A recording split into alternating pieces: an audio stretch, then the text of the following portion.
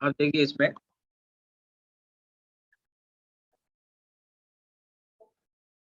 Mostly बच्चों का तो खैर टॉपिक यही कंप्लीट हो जाएगा। इसके बाद अगर कुछ लोगों का रह जाएगा तो वो हीट के बाद लाइट वाला जो पार्ट है कुछ बच्चों का जो बचा हुआ है वो मैं बाद में, क्योंकि एक बार ऑनलाइन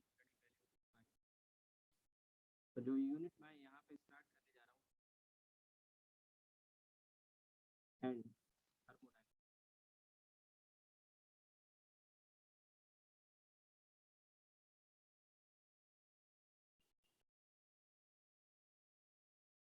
और इसे मैं 5 चैप्टर में डिवाइड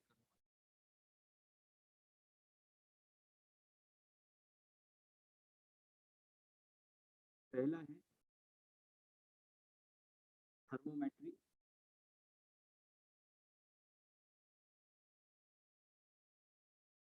एंड थर्मल एक्सचेंज। थोड़ा सा आइडिया दे दूँ किस तरह से हम आगे प्रोसीड करेंगे। थर्मोमेट्री एंड थर्मल एक्सपेंशन पहला चैप्टर हो गया। दूसरा जो चैप्टर है वो है कैलोरीमेट्री।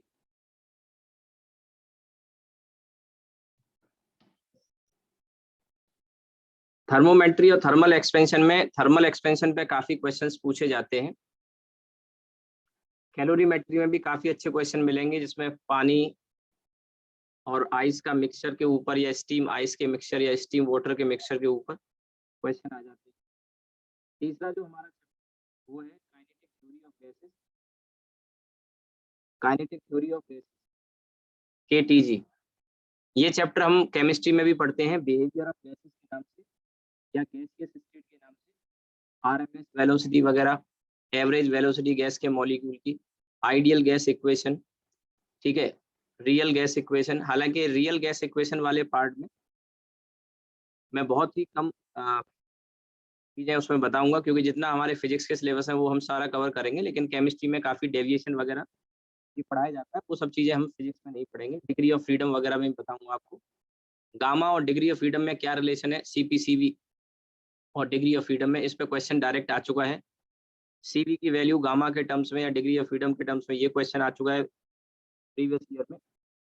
और इसके बाद चौथा है आप थर्मोडाइनमिक्स।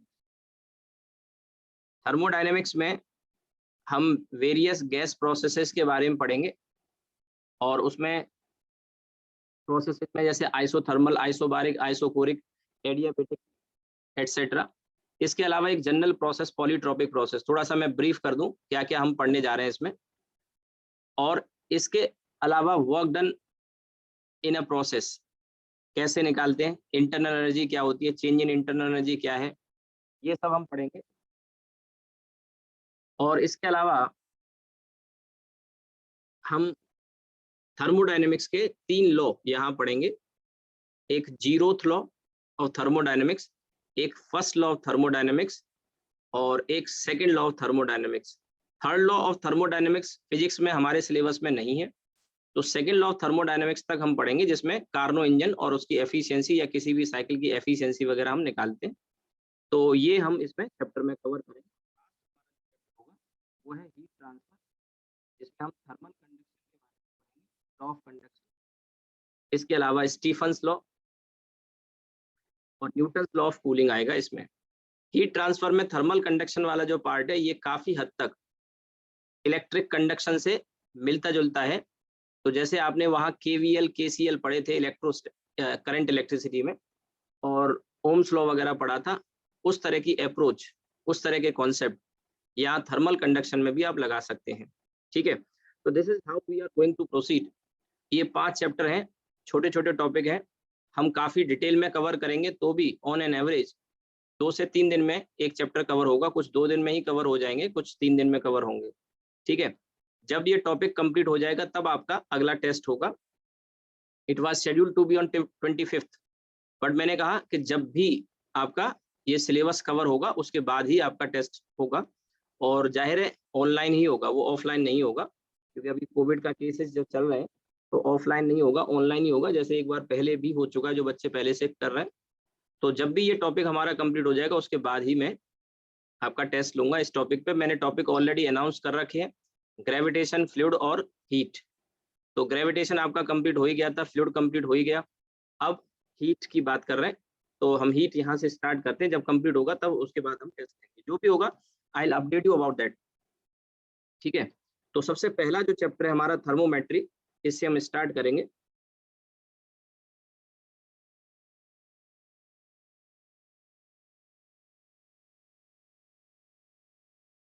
थर्मोमेट्री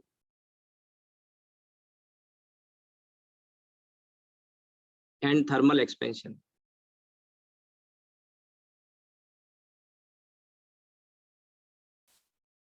तो सबसे पहले थर्मोमेट्री क्या है? थर्मो का मतलब होता है टेम्परेचर, मेट्री मतलब मेजरमेंट। तो इस चैप्टर में हम टेम्परेचर के मेजरमेंट के बारे में पढ़ेंगे, और टेम्परेचर को मेजर करने के लिए हम डिफरेंट स्केल्स यूज करते हैं, और उनमें से कुछ पॉपुलर स्केल हैं, जैसे सेल्सियस, फ़ारेनहाइट, ये आपने सुना होगा, केल्विन भी सुना होगा, रीमर है, रैंकिन है। ये कुछ स्केल्स हम डिस्कस करेंगे, इन पे क्वेश्चन आ जाते हैं, अच्छे सवाल बनते हैं। तो सबसे पहले thermometry,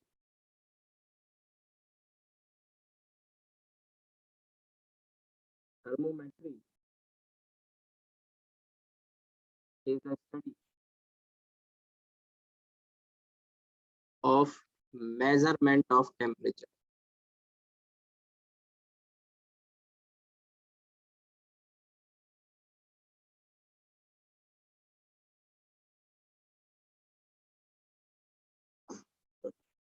thermometry is the study of measurement of temperature. अब टेम्परेचर क्या है? तो टेम्परेचर किसी सब्सटेंस की हॉटनेस या कोल्डनेस को बताता है, यानी कि कोई सब्सटेंस किस हद तक गर्म या ठंडा है। तो टेम्परेचर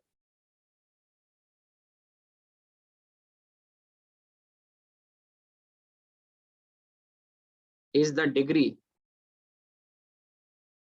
या represent the degree of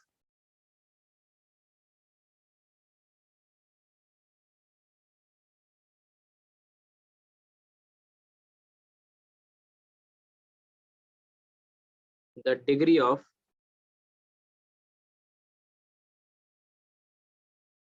hotness and coldness of the body.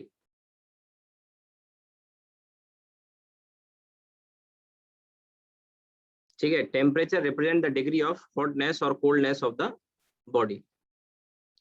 ठीक है, to measure temperature,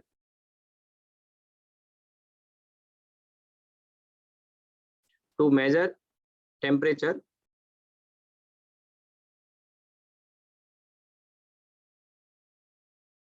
we use various scales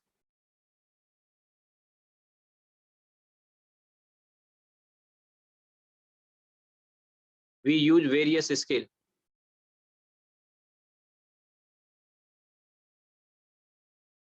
और इसमें से कुछ हैं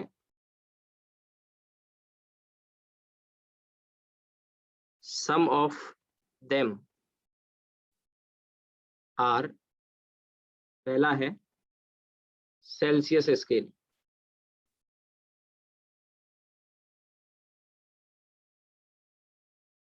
दूसरा है फ़ारेनहाइट स्केल, तीसरा है केल्विन स्केल, चौथा है, बहुत सारे होते हैं, मैं कुछ यहाँ डिस्कस कर रहा हूँ, रीमर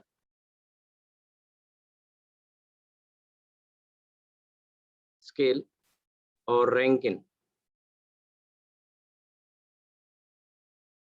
ठीक है, Celsius scale, Fahrenheit scale, Kelvin scale, Reaumur scale, Rankine scale. हर एक स्केल के लिए दो फिक्स्ड पॉइंट होते हैं, रेफरेंस पॉइंट होते हैं, दो फिक्स्ड पॉइंट, और एक होता है लोअर फिक्स्ड पॉइंट जो कि आइस का फ्रीजिंग पॉइंट होता है, और एक होता है अपर फिक्स्ड पॉइंट जो कि पानी का बॉइलिंग पॉइंट होता है, हर एक स्केल के लिए।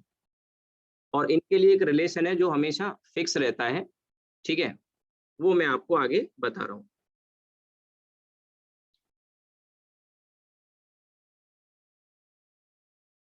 For each scale, For each scale,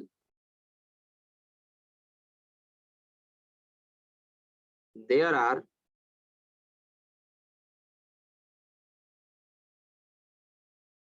for each scale there are two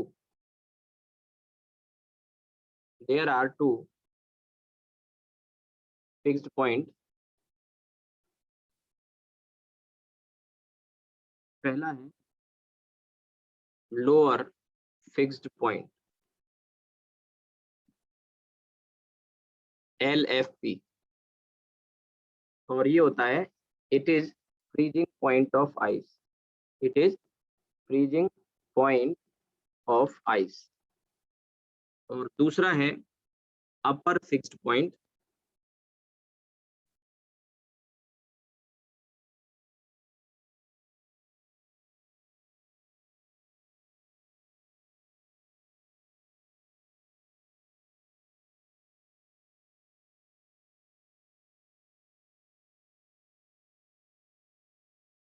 और ये है it is boiling point of water. अब देखिए हम इसको ये तो नहीं कहेंगे कि freezing point of ice 0 degree centigrade है, क्योंकि ये डिपेंड करता है कौन सा स्केल। अगर सेल्सियस में बात करें तो 0 डिग्री सेंटीग्रेड है, लेकिन फ़ारेनहाइट स्केल पे बर्फ का जो फ्रीजिंग पॉइंट होता है वो 32 डिग्री फ़ारेनहाइट होता है, 32 डिग्री फ़ारेनहाइट। ऐसे ही पानी का जो बॉइलिंग पॉइंट है वो 100 डिग्री सेंटीग्रेड होता है सेल्सियस वाले स्केल पर, और यही अगर फ़ारेनहाइट या केल्विन में हो या रीमर में हो या रैंकिन में हो तो वो वेरी करेगा। स्केल टू स्केल इसकी वैल्यू डिफरेंट आती है, तो इसमें आपको कुछ वैल्यू तो आपको याद रखनी चाहिए, ठीक है। और इनमें एक रिलेशन है जो हमेशा फिक्स आता है किसी भी स्केल के लिए। तो for any scale the following relation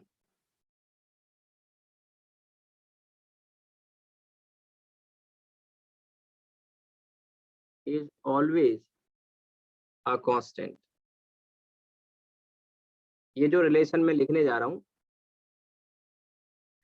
following relation is always a constant, और वो है कोई रीडिंग अगर आपको दी है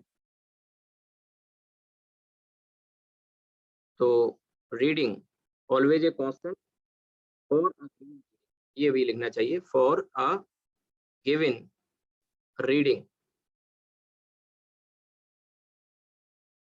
ठीक है। तो reading minus LFP upon UFP minus LFP and that's a constant. और ये जो रिलेशन है ना, ये बहुत काम का है। इवन कोई क्वेश्चन फॉल्टी स्केल को लेके भी अगर आ जाए ना, कोई फॉल्टी स्केल है यानी सही रीडिंग नहीं बताता है, तो उसके लिए भी ये रिलेशन वैलिड होता है और एक अच्छा सवाल बन जाता है फॉल्टी स्केल पर। मैं आगे बताऊंगा आपको, उस तरह के भी क्वेश्चन मिल जाएंगे, पूछे जाते हैं, तो ये रिलेशन आपको ध्यान रखना है, ठीक है। LFP reading minus LFP upon UFP minus LFP। UFP LFP already मैंने आपको ऊपर बता दिया क्या है, ये कांस्टेंट रहता है। अब इसको निकालने से पहले इन स्केल में आपको ये जानना होगा कि LFP UFP होता क्या है, ठीक है। LFP UFP क्या होता है, और एक टेबल के फॉर्म में हम इसको लिखेंगे। अच्छा, केल्विन स्केल जो होता है, केल्विन स्केल को थर्मोडायनेमिक स्केल या एब्सोल्यूट स्केल भी कहते हैं। केल्विन स्केल को थर्मोडायनेमिक स्केल या फिर एब्सोल्यूट स्केल भी कहते हैं। और केल्विन जो यूनिट है टेम्परेचर की, वो ऐसा यूनिट है दैट यू नो। और केल्विन में, केल्विन स्केल पर नेगेटिव टेम्परेचर पॉसिबल नहीं है, ठीक है। तो यहाँ बता रहा हूँ, इनको आप ध्यान रखें। अब देखिए यहाँ पे टेबल की,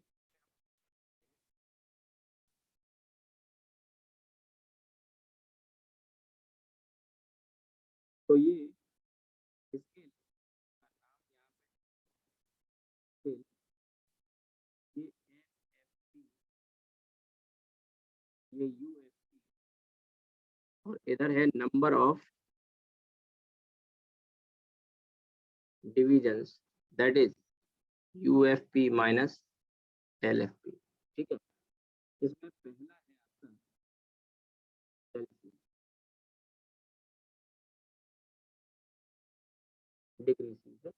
सेल्सियस में UFP यानी freezing point of ice 0 degree centigrade होता है और पानी का बॉइलिंग पॉइंट 100 डिग्री सेंटीग्रेड होता है। नंबर ऑफ डिवीजन जो होंगे इसके बीच में जो खाने होंगे वो 100 हो जाएंगे क्योंकि UFP minus LFP this is 100। इसी तरह से दूसरा जो है फारेनहाइट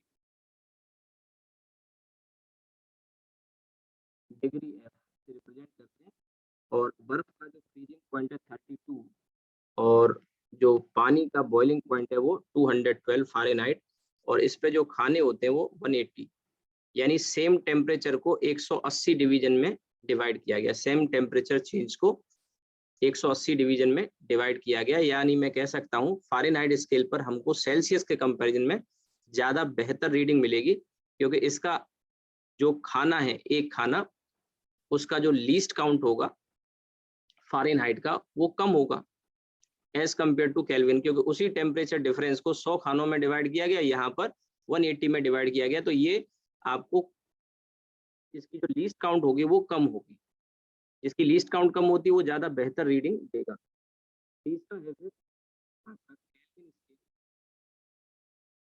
केल्विन के लिए के यूज करते हैं, हालांकि इसमें डिग्री वाला सिंबल हम यूज नहीं करते, जैसे डिग्री सेल्सियस या डिग्री फारेनहाइट स्टैंडर्ड नोटेशन है और ये 273.15 kelvin this is the freezing point of ice और ये 373.15 kelvin that is the boiling point of water और 100, यानी इसमें भी इस टेम्परेचर वेरिएशन को 100 खाने में डिवाइड। और चौथा है ये सभी साइंटिस्ट के नाम पर है,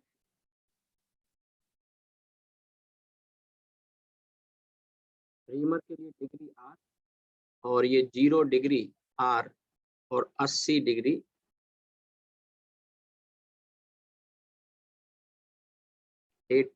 R और यहाँ 80 खानों में इसको 80 में डिवाइड किया गया। लास्ट है रैंकिन।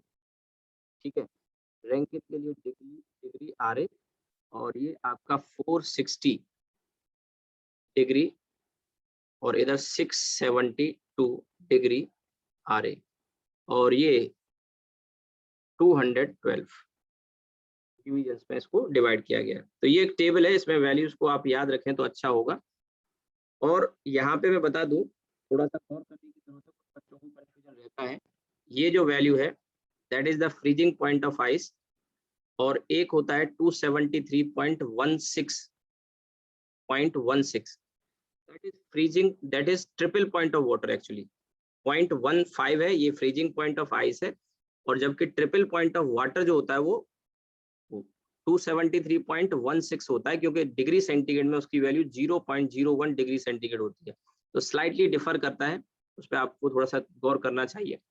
अब इसके बाद जो ऊपर मैंने रिलेशन लिखा है reading minus LFP upon UFP minus LFP constant है, तो इसमें यहाँ पे हम इन स्केल के लिए ऐसा कर सकते हैं, मान लो सेल्सियस पे जो डिग्री है ओ सॉरी रीडिंग है वो C है, तो C माइनस LFP यानी 0 और UFP यानी 100 माइनस 0।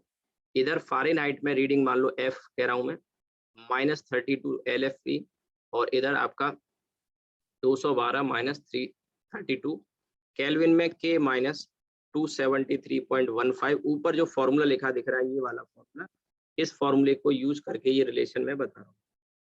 ठीक है, तो ये आ जाएगा आपका 373.15 माइनस 273.15 और इसके बाद यहाँ पर ऐसे ही रीमर में R माइनस 0 और ये 80 माइनस 0 और रैंकिन में 460 upon 672 minus 460 and that's a constant.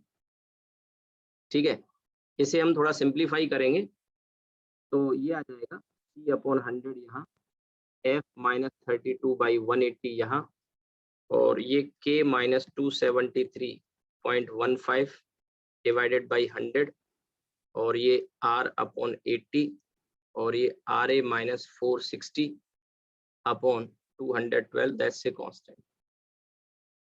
Further या तो इतना ही रहने दें, फर्दर थोड़ा बहुत और सॉल्व किया जा सकता है। और सॉल्व हम ये कर सकते हैं कि नीचे जो टर्म दिख रहे हैं इनमें सभी में से 20 कॉमन ले लूँ मैं, या नीचे डिनोमिनेटर को 20 से डिवाइड करके भी लिखा जा सकता है, या कॉमन लेके कांस्टेंट में भेज दें तो ये आ जाएगा C/5 और ये F - 32/9 K - 273.15/5 R/4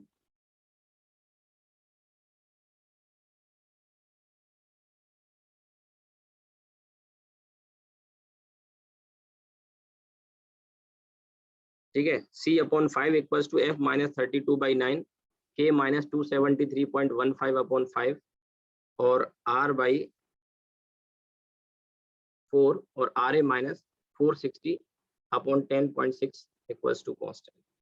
ये जो रिलेशन है ये पूरा आप ध्यान रखें तो बहुत अच्छा होगा।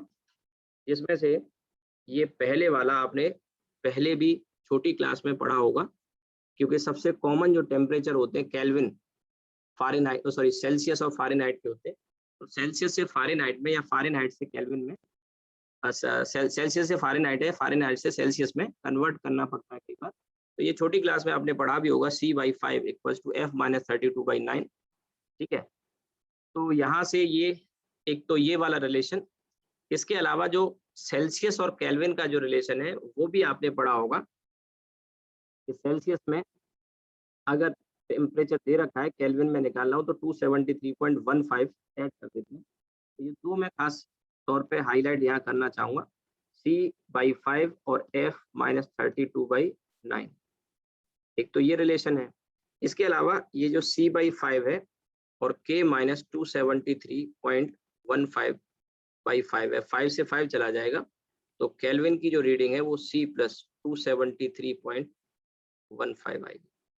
तो ये भी आप जानते हैं कि अगर हमें केल्विन में रीडिंग चाहिए तो सेल्सियस में जो रीडिंग दी है उसमें 273.15 ऐड कर देते हैं, एग्जैक्ट अगर बात करें तो। अदरवाइज 273 नॉर्मली हम ऐड करते हैं। ठीक है। इसी में अगर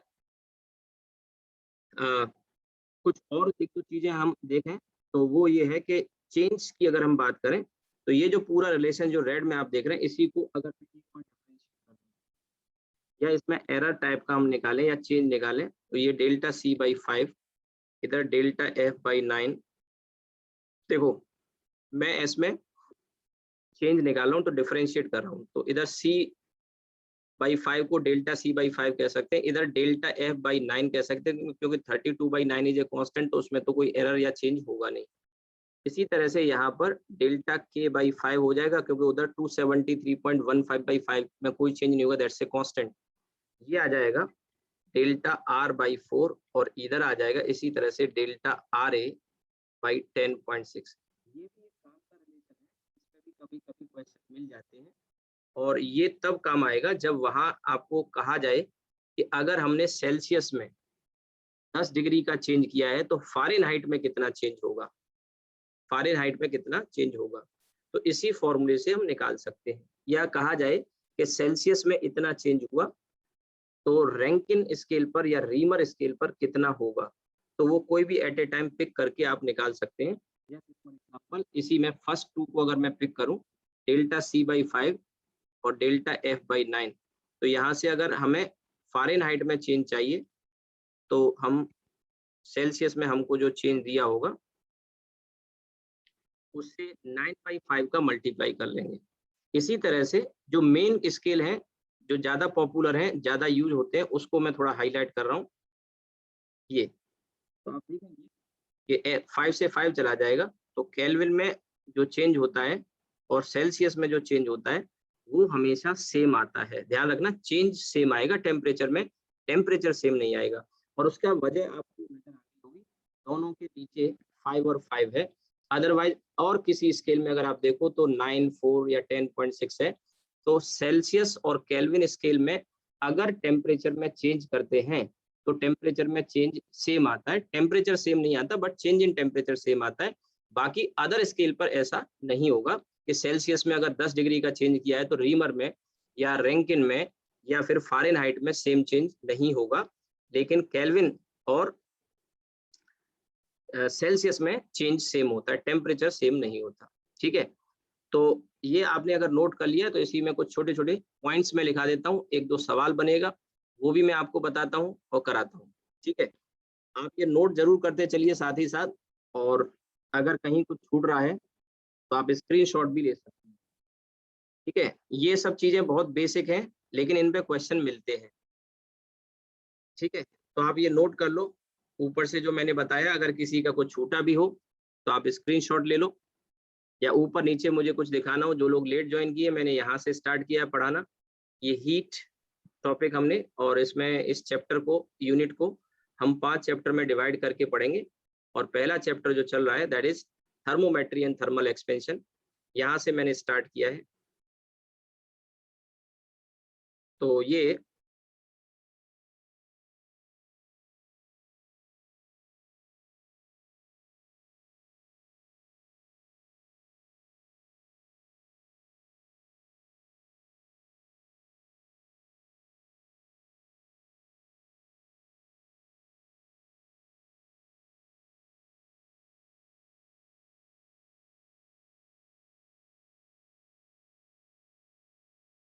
करिए। अब देखिए इसमें कुछ पॉइंट्स जो काम के हैं, वैसे तो मैंने अभी बता दिए थे आपको, फिर एक बार मैं बोल देता हूँ। Kelvin scale is also called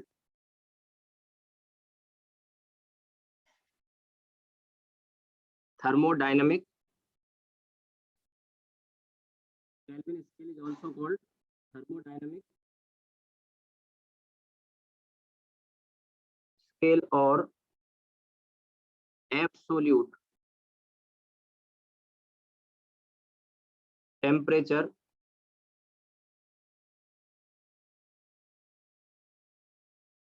Kelvin scale is also called thermodynamic scale और एब्सोल्यूट टेम्परेचर स्केल।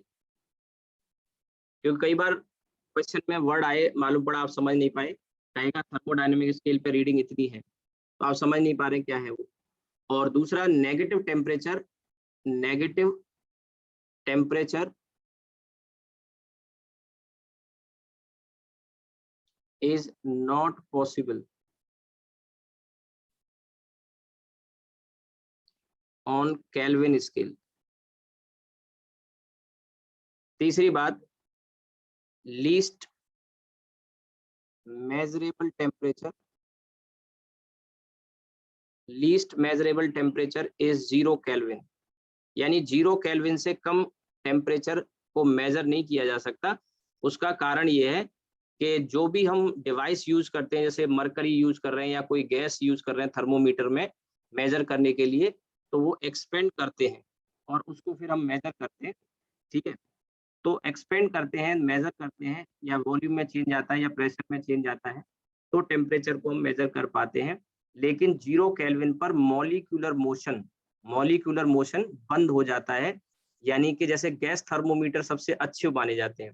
थोड़ा सा और जानकारी मैं दे दूं, लिक्विड में जो थर्मोमीटर में जो लिक्विड हम नॉर्मली प्रेफर करते हैं वो मरकरी है।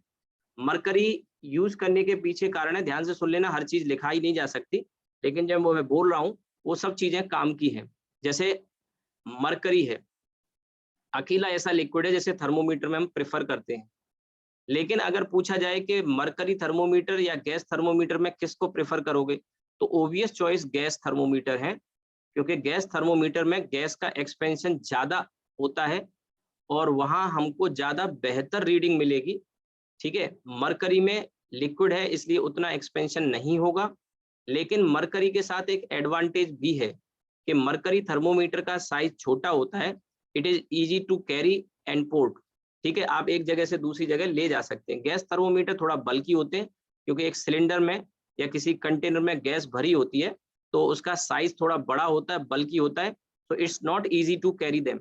लेकिन अगर पूछा जाए सेंसिटिव कौन सा ज्यादा होता है, तो गैस थर्मोमीटर ज्यादा सेंसिटिव होते हैं, एक बात। दूसरी बात कि यहाँ पर मरकरी को यूज करने का कारण क्या है, कोई और लिक्विड क्यों नहीं यूज किया? तो एक तो मरकरी क्या होता है, हीट का अच्छा कंडक्शन करता है, उसकी कंडक्टिविटी हाई होती है, ध्यान रखना। मरकरी को यूज करने के पीछे कई कारण हैं, पहला कारण, मरकरी की कंडक्टिविटी अच्छी होती है, हीट का अच्छा कंडक्शन करती है। दूसरी बात, लो स्पेसिफिक हीट होती है। लो स्पेसिफिक हीट होती है यानी कि थोड़ा सा हीट लेके ही टेम्परेचर में चेंज हो जाएगा। तीसरी चीज, मरकरी का जो टेम्परेचर कोफिशिएंट अल्फा होता है वो ज्यादा होता है, यानी थोड़ा सा चेंज करेंगे तो मरकरी की लेंथ में ज्यादा चेंज आएगा। यहाँ दो बातें ध्यान देने की थी। एक, मैंने कहा कि स्पेसिफिक हीट मरकरी की लो होती है और टेम्परेचर कोफिशिएंट हाई होता है। मरकरी की टेम्परेचर कोफिशिएंट हाई होता है तो एक्सपेंशन ज्यादा होगा, और दूसरा स्पेसिफिक हीट कैपेसिटी लो होती है। और एक फैक्टर है, वो है नॉन स्टिकी होता है ग्लास के साथ, जैसे ग्लास ही नॉर्मली यूज करते हैं क्योंकि ट्रांसपेरेंट होता है, उसमें आप देख सकते हैं, तो नॉन स्टिकी होता है। ये बात मैं आपको पीछे सरफेस टेंशन में भी बता चुका हूँ, और मैंने वहां आपको बताया भी था कि इसका जो कॉन्टेक्ट एंगल ग्लास के साथ होता है वो 190 से बड़ा होता है, और इसलिए ये जो एंगल बनाता है 90 से बड़ा, उसकी वजह से ये नॉन स्टिकी होता है, सरफेस के साथ चिपकता नहीं है, तो इजीली मूव कर सकता है। ठीक है, ये भी एक इसका एडवांटेज है। और चौथा एडवांटेज ये है मरकरी का, एज कंपेयर टू लिक्विड बात कर रहा हूँ मैं, गैस के कंपेरिजन में बात नहीं कर रहा हूँ। I am comparing with the liquid, other liquids. दूसरा, इसकी जो रेंज होती है वो काफी अच्छी होती है मरकरी की, -50 से लेके 350 डिग्री सेंटीग्रेड तक, -50 से लेके 350 डिग्री सेंटीग्रेड तक इसकी रेंज होती है।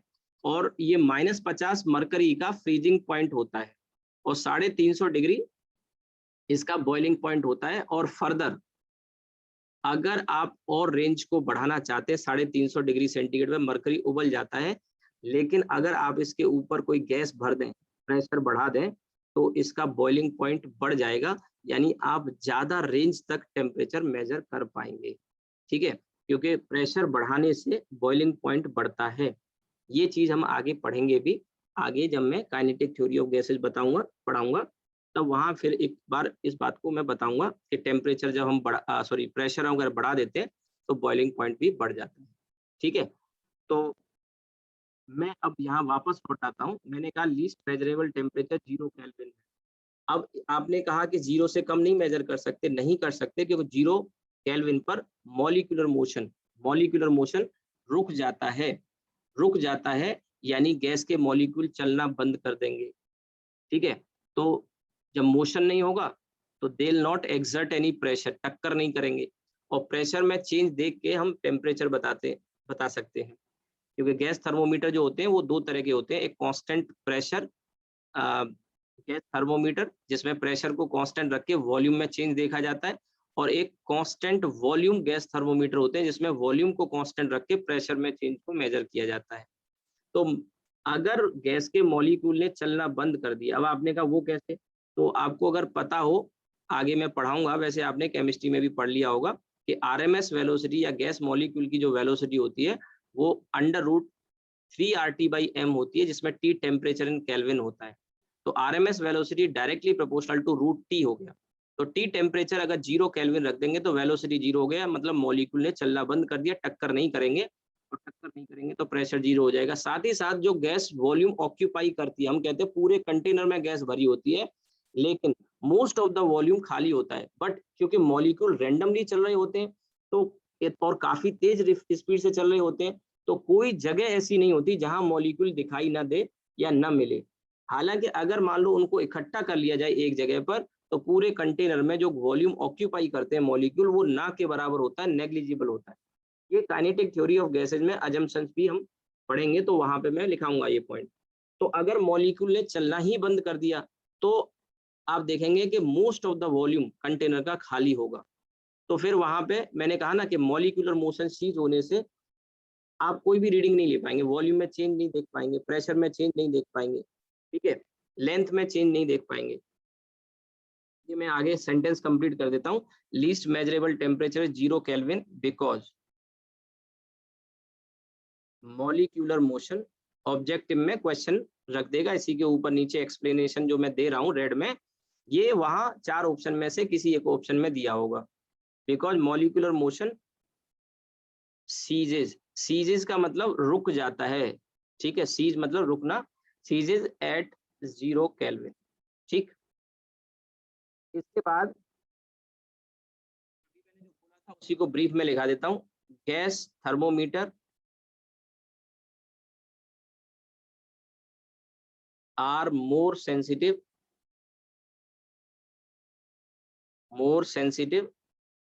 than mercury thermometer. और कोई लिक्विड हम लेते भी नहीं है, और वजह क्या है? Because their expansion is more, expansion is more. Their expansion में दियर का मतलब यहाँ पे गैस की बात हो रही है, ठीक है। गैस का एक्सपेंशन लिक्विड से ज्यादा ही होता है, ओबियस की बात है। और मरकरी की बात करें तो Hg is preferred, Hg is preferred in liquid thermometer, या Hg preferred over other liquid, Hg is preferred over other liquid। अगर हम लिक्विड की बात करें तो वैसे तो गैस ज्यादा अच्छे होते हैं। Over other liquids in thermometer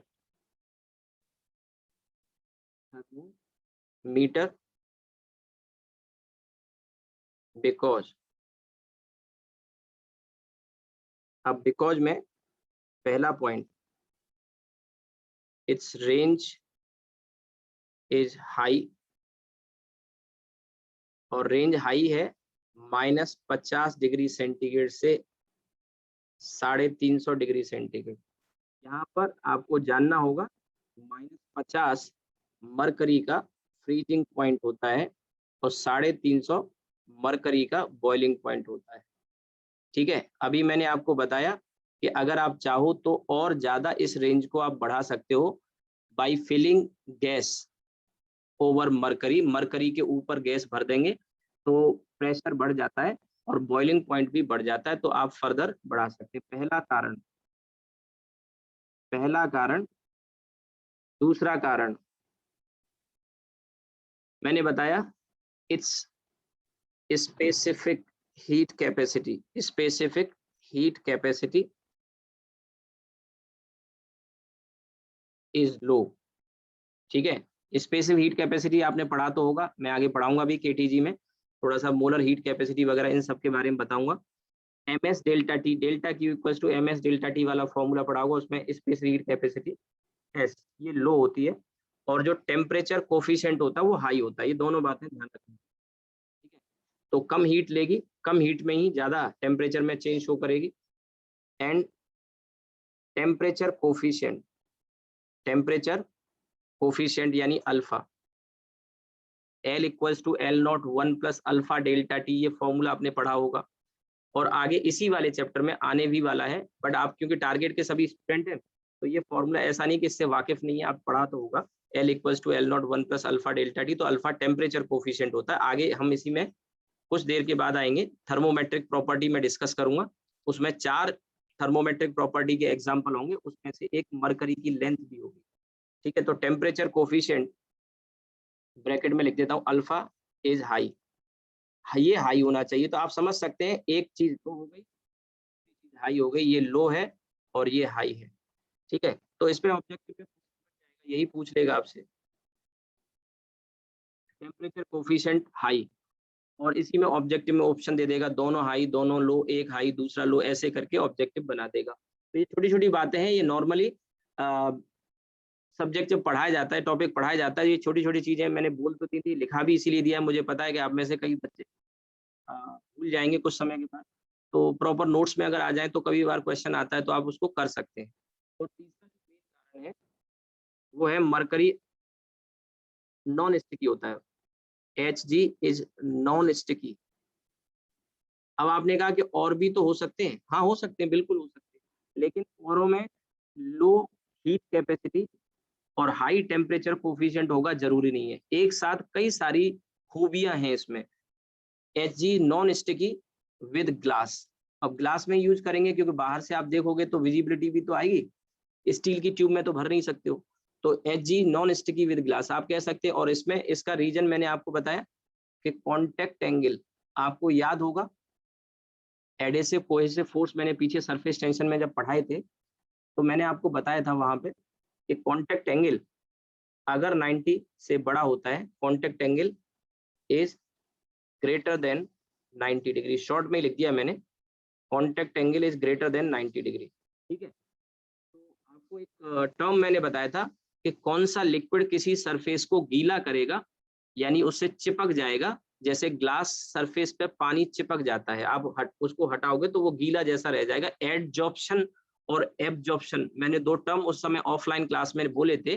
so I am not talking about absorption A B, सोखना नहीं, एडजॉर्प्शन एडी, एडी वाला एडजॉर्प्शन बताया था। तो पानी एडजॉर्ब हो जाता है सरफेस पे, ग्लास सरफेस पे चिपक जाता है क्योंकि कॉन्टेक्ट एंगल लेस देन 90 होता है। लेकिन मरकरी एकदम राउंड बॉल बन जाती है, ठीक है, और वो ग्लास के सरफेस पे चिपकती नहीं है, नॉन स्टिकी होता है, कॉन्टेक्ट एंगल ग्रेटर देन 90 होता है। तो ये कुछ मेन कारण है। ठीक है, तो आप ये नोट कर लो, कुछ छोटी छोटी बातें हैं लेकिन सभी काम की है, मैंने लिखा भी दी है इसीलिए। अब इसके बाद एक क्वेश्चन पे आएंगे हम।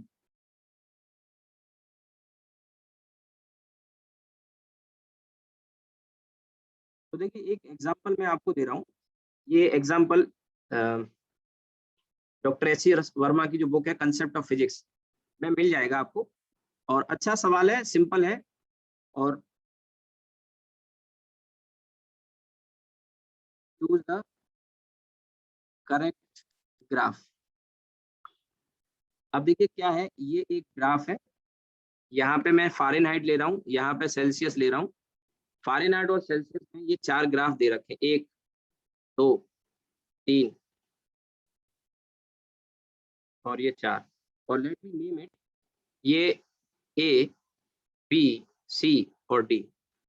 ठीक है, तो इसमें से सही ग्राफ कौन सा है जो फ़ारेनहाइट के और सेल्सियस के रिलेशन को सही शो करता है। ये सभी चारों हैं तो स्ट्रेट लाइन ही, लेकिन आपको इसमें से बताना है कि कौन सा ग्राफ पॉसिबल हो सकता है जो सेंटीग्रेड और फ़ारेनहाइट के रिलेशन को सही शो करता है, सही से रिप्रेजेंट करता है। ठीक है, एच सी वर्मा का ही क्वेश्चन है।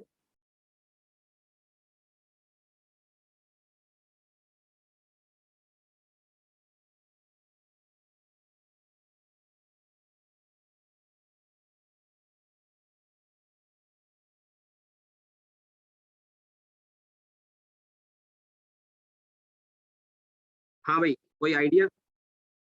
देखो मैंने अभी थोड़ी देर पहले ऊपर एक फॉर्मूला बताया था, C/5 F-32/9। तो अब डी। जैसे मैंने ये आप इसको इस तरह से लिख सकते हैं, 5F/9 माइनस 160/9। अगर ध्यान से देखें तो वाई एक्सिस पे सेंटीग्रेड हमने लिया है और एक्स एक्सिस पर फ़ारेनहाइट लिया है, तो ये y equals to M X minus C type का फॉर्म आ गया।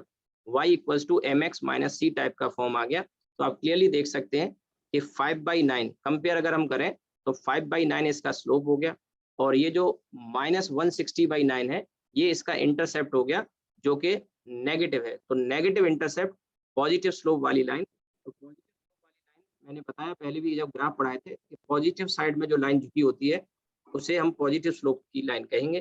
तो ये दो लाइन जो मैंने मार्क करी है ये पॉजिटिव स्लोप वाली लाइन हो गई क्योंकि पॉजिटिव साइड में झुकी हुई है। ठीक है, 5/9 इज पॉजिटिव और नेगेटिव इंटरसेप्ट है।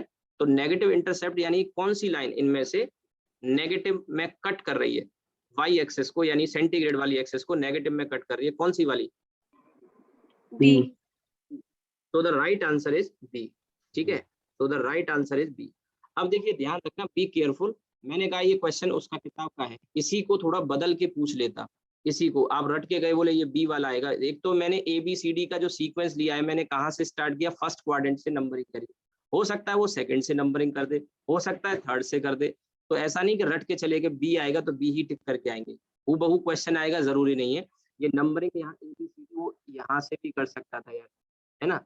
तो एक तो ये छोटी सी बात है कि रटना नहीं है। दूसरी बात यहाँ पर ये है कि इसमें जो ध्यान देने की है कि अभी मैंने यहाँ सेंटीग्रेड लिया है, अगर मैं यहाँ फ़ारेनहाइट ले लूँ और यहाँ पे सेंटीग्रेड ले लूँ तो फिर आंसर बदल जाएगा। आंसर बदल जाएगा, अकॉर्डिंगली आप उसको फिर चेंज करेंगे। तो क्या आंसर होगा, क्योंकि वाई एक्सिस पे मैंने फ़ारेनहाइट ले लिया तो फिर और एक्स एक्सिस पे सेंटीग्रेड ले लिया, तो फिर इसी ग्राफ, इन्हीं 4 ग्राफ में से कौन सा ग्राफ होगा? आप करके देख सकते हैं। डी वाला हो जाएगा सर। डी वाला हो जाएगा, क्योंकि इंटरसेप्ट कैसा होगा? पॉजिटिव हो जाएगा। इंटरसेप्ट पॉजिटिव, स्लोप 9/5 आएगा, ध्यान रखिएगा 9/5, सेम स्लोप नहीं होगा, सेम स्लोप नहीं होगा, 9/5 होगा, हाँ लेकिन पॉजिटिव होगा। ठीक है, तो ये भी ध्यान रखना है, ऐसा नहीं कि बस किया। तो अब ये जैसे मैंने एक आइडिया आपको दे दिया सेंटीग्रेड फ़ारेनहाइट के लिए, वहां पर अगली बार केल्विन और सेल्सियस में आ सकता है, या फिर वहां पर ये रीमर और केल्विन में पूछ सकता है, रैंकिन और फ़ारेनहाइट में पूछ लेगा। तो अकॉर्डिंगली इसी तरह से सॉल्व करेंगे। सभी के जो ग्राफ हैं, जो ऊपर रिलेशन आया है, उसमें आप एक चीज तो पक्का कह सकते हैं कि कोई भी एनी टू के बीच में अगर मैं ग्राफ खींचता हूँ, तो यहाँ पावर 1, यहाँ पावर 1, यहाँ पावर 1, यहाँ पावर 1, यहाँ पावर 1। आपको मैंने बताया था कि अगर पावर 1 होती है तो ग्राफ हमेशा स्ट्रेट लाइन आता है।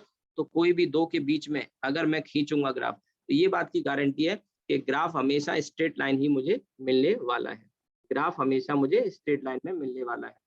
अच्छा, एक चीज और इसमें मैंने बोल तो दी है, लेकिन यहाँ फिर मैं हाईलाइट करना चाहूंगा कि केल्विन और सेल्सियस में टेम्परेचर डिफरेंट होता है, लेकिन चेंज इन टेम्परेचर सेम होता है। ठीक है, चेंज इन टेम्परेचर सेम होता है। तो ये बात भी आप लिख सकते हैं, कहीं भी जगह निकाल के, मैं यहाँ लिख देता हूँ।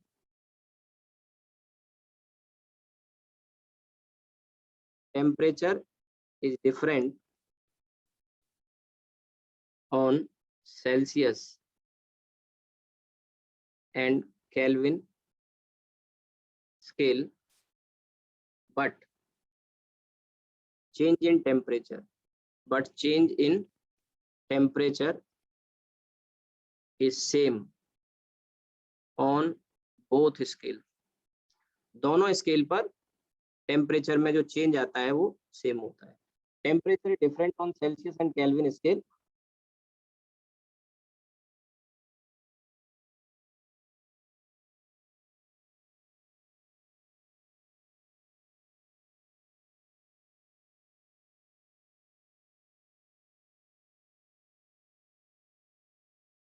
चेंज इन टेम्परेचर सेम आएगा। तो अब जैसे कई बार क्वेश्चन में आगे हम पढ़ेंगे ये formula, delta Q equals to M S delta T, या एम की जगह N C delta T, molar heat capacity आगे आएगा। तो ये जो एस है स्पेस हीट, इसकी जैसे यूनिट अगर हम लिखते हैं, तो यूनिट अगर आप देखोगे यहाँ से एस की, तो ये आ जाएगी इधर से डेल्टा क्यू है, तो इसको तो जूल में ले लेते हैं, हीट है, मास को केजी में, और जो डेल्टा टी है वो डिग्री सेंटीग्रेड या केल्विन में किसी में भी ले सकते हो, यानी कि एस की यूनिट जूल पर केजी पर डिग्री सेंटीग्रेड या पर केल्विन बोलोगे चलेगा, कोई दिक्कत नहीं है, क्योंकि ठीक है, तो इससे कोई फर्क नहीं पड़ता। लेकिन ये बात सही है जब सेल्सियस या केल्विन में बात करी जाए तो। ठीक है, खैर ये आपने नोट कर लिया होगा। हम आगे बढ़ते हैं इसके बाद। ह्यूमन बॉडी का टेम्परेचर, एक छोटा सा क्वेश्चन दे रहा हूं, आप ट्राई करते हैं उससे। Temperature, the temperature of human body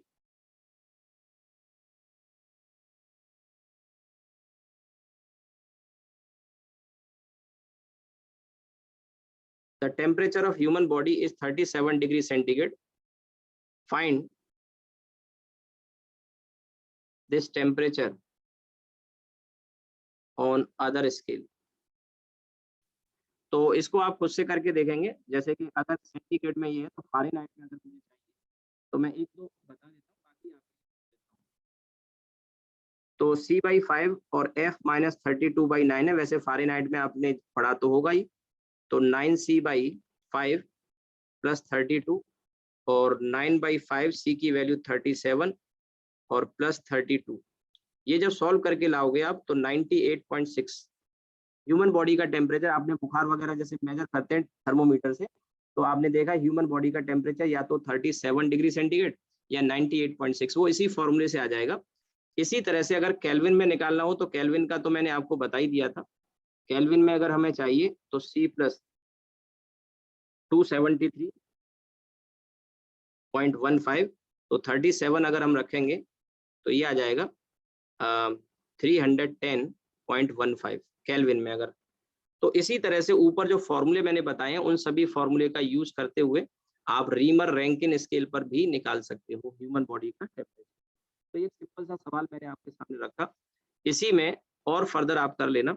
एक और सवाल मैं आपको देता हूँ, जैसे एक सवाल बड़ा कॉमन है, ये पूछा जाता है कि कोई भी दो स्केल में कॉमन टेम्परेचर क्या होता है। और हो सकता है, मुझे तो याद है मैं जब छोटा था तो मैंने जीके में उस समय पढ़ा था एक क्वेश्चन, और बाद में अब आके जैसे हमने जब पढ़ना शुरू किया 11th-12th में जब मैं आ गया तब मुझे पता लगा कि हाँ एक इस तरह का रिलेशन होता है वहां से। और क्वेश्चन क्या था कि सेल्सियस और फ़ारेनहाइट स्केल पर कॉमन टेम्परेचर क्या होता है। कॉमन का मतलब यहाँ पे ये है कि ऐसी सेम वैल्यू बतानी है जो दोनों स्केल पर, ऐसी वैल्यू बतानी है जो दोनों स्केल पर सेम आती है। तो ये कभी कभी जीके वगैरह में क्वेश्चन पूछ लिया जाता है, हालांकि जब छोटी क्लास में हो सकता है आपने भी पढ़ा होगा। -40। हाँ -40, तो ये हम निकाल सकते हैं अब, और इन दोनों स्केल में ही नहीं, किन्हीं भी दो स्केल के लिए हम निकाल सकते हैं, किन्हीं भी दो स्केल के लिए। ठीक है, तो यही मैं आपको क्वेश्चन देने जा रहा हूँ। तो एक तो आपने पढ़ ही लिया, आपको आता है -40, कैसे आएगा वो भी मैं बताऊंगा, और उसी तरह से फिर बाकी स्केल पर निकाल सकते हो। ठीक है,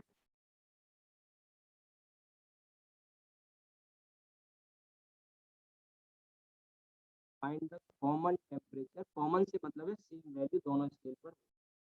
find the common temperature on, पहला डिग्री सेंटीग्रेड एंड फ़ारेनहाइट, दूसरा डिग्री सेंटीग्रेड एंड केल्विन, तीसरा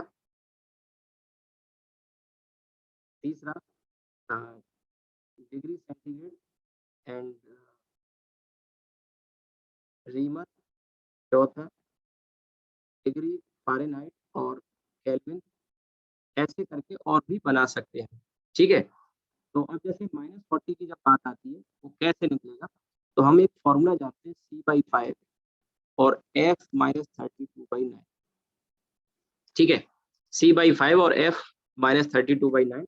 अब दोनों स्केल पे सेम वैल्यू हो, तो हम दोनों पे सेम वैल्यू अगर है तो न्यूमेरिकल वैल्यू सेम है, तो C की वैल्यू x और F की वैल्यू भी x लिख सकते हैं, यानी कि x/5 और x -32/9, दोनों पे न्यूमेरिकल वैल्यू सेम आए, ऐसा पूछा। तो अब आप इसको जब सॉल्व करोगे यहाँ से, तो ये 9x और 5x -160, तो ये आ जाएगा 4x = -160, x की वैल्यू आ गई -40। तो -40 डिग्री ये जो टेम्परेचर है, ये न्यूमेरिकल वैल्यू दोनों स्केल पर सेम आती है। यानी कि अगर किसी सब्सटेंस का टेम्परेचर -40 है तो सेल्सियस और फ़ारेनहाइट स्केल पे जब मेजर करोगे तो सेम रिकॉर्ड करेगा -40।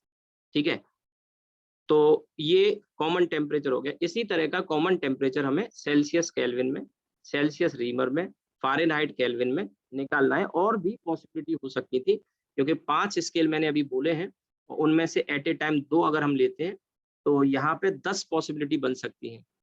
5 में से 2-2 के कॉम्बिनेशन अगर हम बनाएंगे तो 10 पॉसिबिलिटी बन जाएंगी, बट मैंने 4 शो किए हैं, क्योंकि 4 में समझ में आ गया तो कितने का भी निकाल सकते हैं। अब यहाँ पे क्या करेंगे, सेल्सियस और केल्विन में, तो ये रिलेशन हमने पढ़ा। अब कॉमन टेम्परेचर है तो मान लो x ये है और x ही ये है, तो -273.15 ये रख दिया। अब x से भैया x चला जाएगा, या x को इधर ले आए तो ये 0 बचा, और इधर माइनस का 273.15, तो 0 इक्वल आ गया माइनस का 273.15। तो ये तो कुछ निकला नहीं यहाँ पे, या 0 बराबर आ गया -273.515। तो क्या ऐसा हो सकता है? बोलिए, ये जो आया है रिजल्ट, ये तो बड़ा एब्सर्ड ऑकवर्ड रिजल्ट आ गया। क्या ये पॉसिबल है? नहीं पॉसिबल है। और इसलिए हम कह सकते हैं कि सेल्सियस और केल्विन स्केल पर कोई कॉमन टेम्परेचर पॉसिबल नहीं होगा।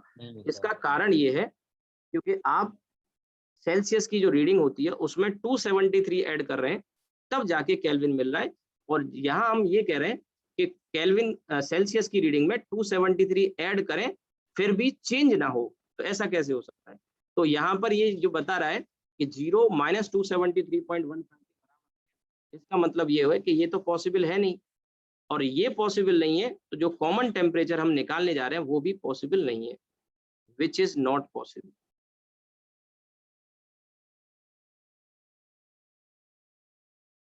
विच इज नॉट पॉसिबल, इसका मतलब हुआ इट मीन्स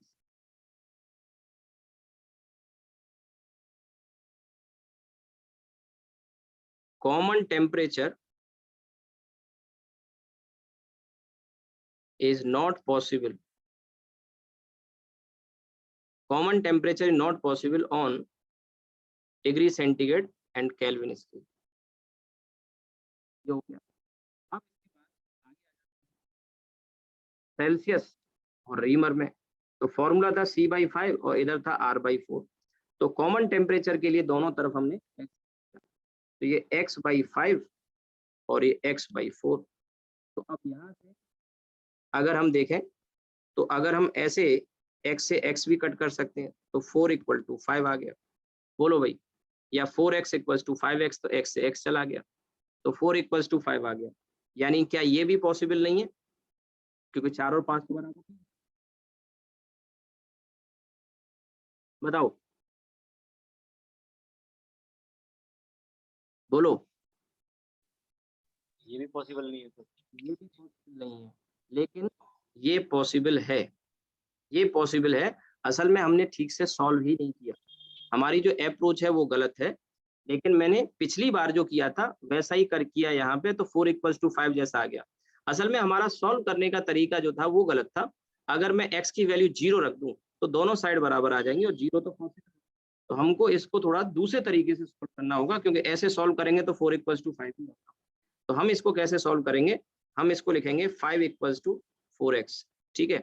और इसको 4x को मैं इधर ले आता हूँ, तो 5x - 4x हो जाएगा x और = 0। तो ये जब ऐसे सॉल्व करोगे तो आपको वैल्यू मिलेगी। और देखो, आपने अगर वो जो टेबल बनाई है उस टेबल में अगर आप देखो तो आइस का जो फ्रीजिंग पॉइंट था, ठीक है, वो दोनों स्केल पे सेम आया था। आप देखिए यहाँ पर सेल्सियस स्केल में freezing point of ice 0 degree centigrade और रीमर स्केल पे भी 0 डिग्री सेंटीग्रेड। तो ये कॉमन टेम्परेचर है, तो पॉसिबल है। तो यहाँ पे ऐसा हम अगर उस ऊपर जो सॉल्व किया उसी तरह से अगर हम सॉल्व कर देंगे तो गड़बड़ हो जाएगा, 4 = 5 आ जाएगा। बट उसको सही से सॉल्व करेंगे तो x की वैल्यू 0 मिलेगी, तो यहाँ पे कॉमन टेम्परेचर जो आ जाएगा वो आपका 0 आ जाएगा। अब यही काम आपको फ़ारेनहाइट और केल्विन में करके देखना है। 3 मैंने बता दिए। तो फ़ारेनहाइट का फॉर्मूला F - 32/9 और केल्विन में 273.15 / 5। इसमें आप वैल्यू रखेंगे, सबसे पहले तो वैल्यू रखेंगे कॉमन वाली, तो ये आ जाएगा x - 32/9 और इधर x - 273.15/5। आगे आपको सॉल्व करना है, मैं नहीं करूंगा, क्रॉस मल्टीप्लाई कर लेना।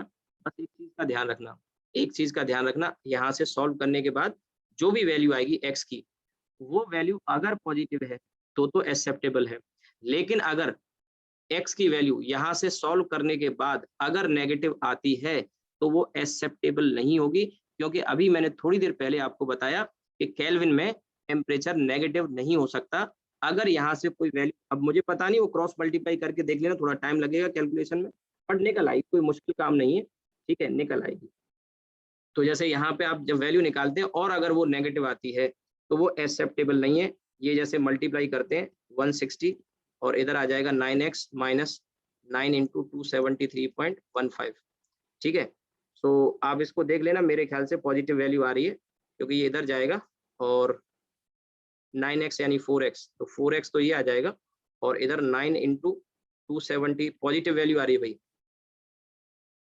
ये इधर गया, ये इधर गया, तो इसको देख लेना, सॉल्व करके पॉजिटिव वैल्यू आएगी जो भी आ रही है, तो एक्सेप्टेबल है, ठीक है। 9 × 273.15 - 160 / 4, तो पॉजिटिव वैल्यू आएगी, तो पॉजिटिव वैल्यू तो एक्सेप्टेबल है। ये जैसे मैंने कहा ना 4 मैंने दे दिए, ऐसा और भी कोई स्केल लोगे दो, तो केल्विन के साथ अगर ले रहे हो तो उसमें इसी चीज का ध्यान रखना, जैसे केल्विन और रीमर आपने लिया या केल्विन और रैंकिन आपने लिया और उसमें सपोज करो नेगेटिव टेम्परेचर आ गया, तो नेगेटिव टेम्परेचर एक्सेप्टेबल नहीं होगा, नेगेटिव टेम्परेचर एक्सेप्टेबल नहीं होगा, ध्यान रखना, ठीक है। इसके बाद एक एग्जांपल और देता हूं, आज की क्लास को उसके साथ ही खत्म करेंगे, ठीक है। अब एक बढ़िया एग्जांपल मैं आपको देने जा रहा हूं। कभी कभी इसमें क्वेश्चन जो आते हैं वो फॉल्टी थर्मोमीटर को लेके आ जाते हैं, फॉल्टी थर्मोमीटर को लेके आ जाते हैं। एक फॉल्टी थर्मोमीटर है, उसका टेम्परेचर जो बर्फ का फ्रीजिंग पॉइंट है वो इतना बता रहा है, इस तरह का। तो चलिए देखते हैं एक एग्जांपल और। अगर किसी का कुछ रह गया है, नोट नहीं कर पाए हैं, आप मुझे क्लास के बाद बता देना, मैं आपको ऊपर नीचे कुछ दिखाना होगा इसमें शो कर दूंगा। एक आखिरी एग्जांपल और लेते हैं आज की क्लास का। अभी चैप्टर खत्म, अभी इसमें थर्मोमेट्रिक प्रॉपर्टी कल हम पढ़ेंगे, और उसी में फिर आगे थर्मल एक्सपेंशन में आएंगे। थर्मल एक्सपेंशन पे काफी सारे क्वेश्चंस मिल जाते हैं, और होपफुली कल हम कोशिश करेंगे थर्मल एक्सपेंशन के सारे एग्जांपल जो मैं नॉर्मली कराऊंगा वो अगर कवर हो जाएंगे तो कल ही चैप्टर खत्म होगा, ठीक है। नहीं हो पाता कोई बात नहीं, नेक्स्ट डे करेंगे। मैंने पहले ही कहा छोटे छोटे टॉपिक हैं, नॉर्मली 3-4 दिन की क्लास रिक्वायर्ड होती है, और पूरा हम डिटेल में ही कवर करेंगे, एक भी चीज छूटेगी नहीं, each and everything. Her question type के चैप्टर से कोई भी टाइप का क्वेश्चन आप कर पाएंगे अगर ठीक से थ्योरी आपने पढ़ ली थी। चलिए देखिए, अब इसमें इस टाइप के क्वेश्चन भी आपको मिलेंगे। अब faulty thermometer,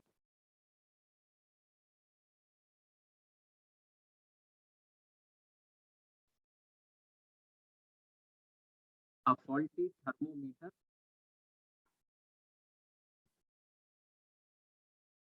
reads 5 degrees centigrade and 95 degrees centigrade as the freezing point and boiling point of water, boiling point of water। अब देखिए एक चीज नोटिस करनी है कि थर्मोमीटर फॉल्टी है लेकिन सेल्सियस वाला स्केल है, क्योंकि रीडिंग आपको डिग्री सेंटीग्रेड में दे रखी है, तो सेल्सियस वाला स्केल ही है पर वो फॉल्टी है। मतलब मार्केट से आपने खरीदा तो उसमें रीडिंग सही नहीं देता था, 100 डिग्री सेंटीग्रेड आना चाहिए था लेकिन उसको 95 शो कर रहा है, और 0 डिग्री सेंटीग्रेड बर्फ का टेम्परेचर दिखाना चाहिए था, वो 5 डिग्री सेंटीग्रेड शो कर रहा है, ठीक है। अब इस थर्मोमीटर से हम एक रीडिंग लेने जा रहे हैं, ठीक है, और उसको हम अगर मैं लिखा ही देता हूँ question. A faulty thermometer read 5 degrees centigrade, 95 degrees centigrade at the freezing point and boiling point of water. Then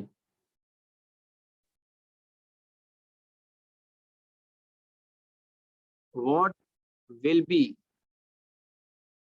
the reading? What will be the reading on a correct reading on correct Fahrenheit scale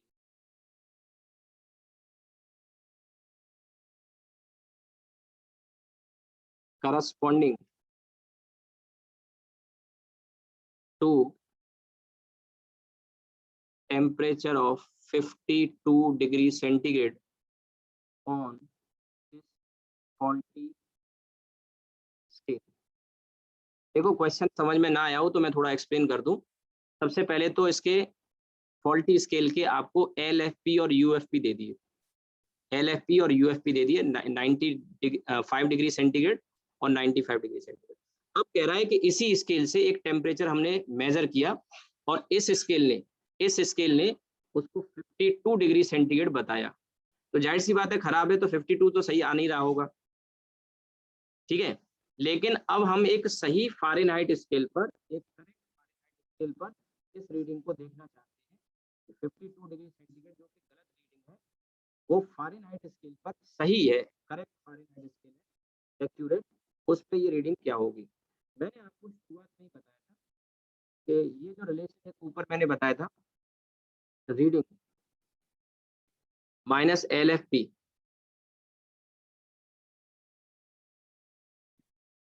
upon UFP minus LFP constant रहता है किसी भी scale के लिए, चाहे वो faulty ही क्यों ना हो।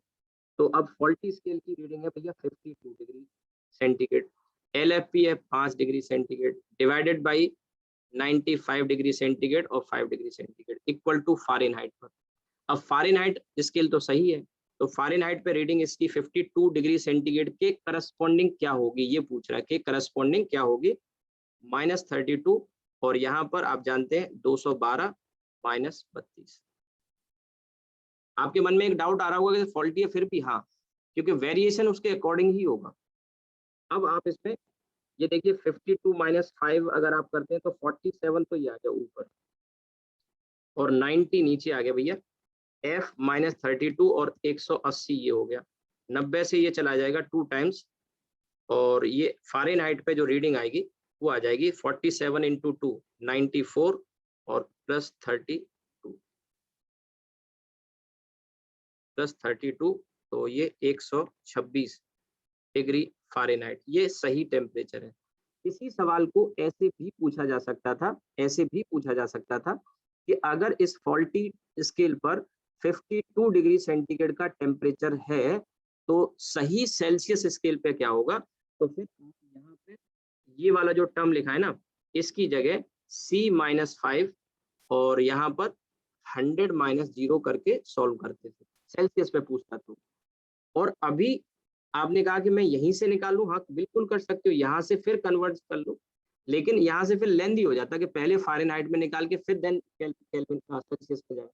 तो इसी को आप रिप्लेस कर सकते थे, इससे शुरुआत में ही करते तो जल्दी आ जाता अगर सेल्सियस में पूछा है, क्योंकि फ़ारेनहाइट में पूछा है तो मैंने फिर वो फ़ारेनहाइट में निकाल लिया, बट आप सेल्सियस में निकालना चाहें तो सेल्सियस में C/5 और F -32 यानी 126 -32/9 करके आप सेल्सियस में वैल्यू भी निकाल सकते हो यहाँ से, अगर चाहो तो। आपको मेरी बात शायद समझ में आ गई होगी, ठीक है। तो इस तरह के क्वेश्चन आपको मिलेंगे। अब नेक्स्ट टाइम आप 100% इस तरह के क्वेश्चन के कॉन्सेप्ट को अगर आपने समझ लिया है तो ऐसे क्वेश्चन को 100% आप कर पाएंगे, ठीक है।